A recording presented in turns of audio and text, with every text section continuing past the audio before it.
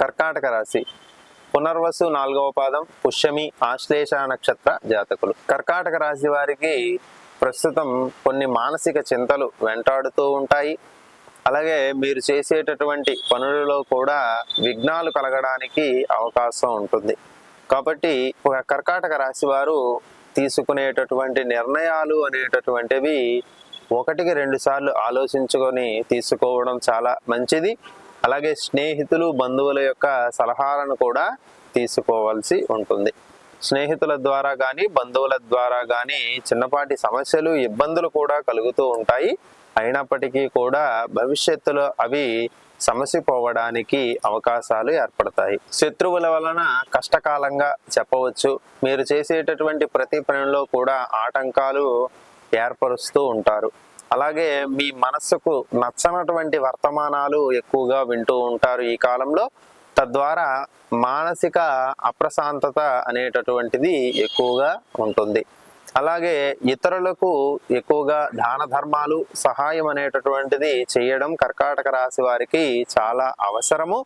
లేని పక్షంలో ఇబ్బందులు గురి కావడానికి, అలాగే పొదుపు అనేటటువంటిది హరించిపోవడానికి కూడా అవకాశాలు ఉంటాయి. ఈ కాలంలో ఎక్కువగా భోజనం పైన అనాసక్తత కలుగుతూ ఉంటుంది. అందువలన భోజనం సరిగా తినకపోవడము, సరైనటువంటి సమయానికి ఆహారం తీసుకోకపోవడం వలన కర్కాటక రాశి వారిలో అనారోగ్య సమస్యలు తలెత్తే ప్రమాదం ఉంది. కాబట్టి శరీరం పైన కూడా ప్రత్యేకమైనటువంటి శ్రద్ధ వహించవలసినటువంటి కాలంగా చెప్పవచ్చు. ఈ మార్చి 2వ వారం నుండి కూడా కొంత అనుకూలంగా ఉంటుంది.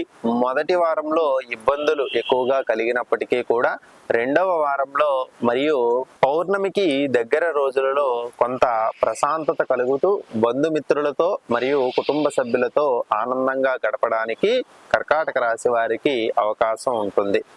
ఉద్యోగులలో కూడా మానసిక మరియు ఉద్యోగ అభద్రతాభావం ఏర్పడుతుంది. కాబట్టి కొంతకాలం మౌనం వహించడం అనేటటువంటిది చాలా అవసరము. విద్యార్థులలో సాధారణంగా గడపవలసినటువంటి కాలము. ఎక్కువగా భయపడవలసినటువంటి, చింతించవలసినటువంటి అవసరము లేదు.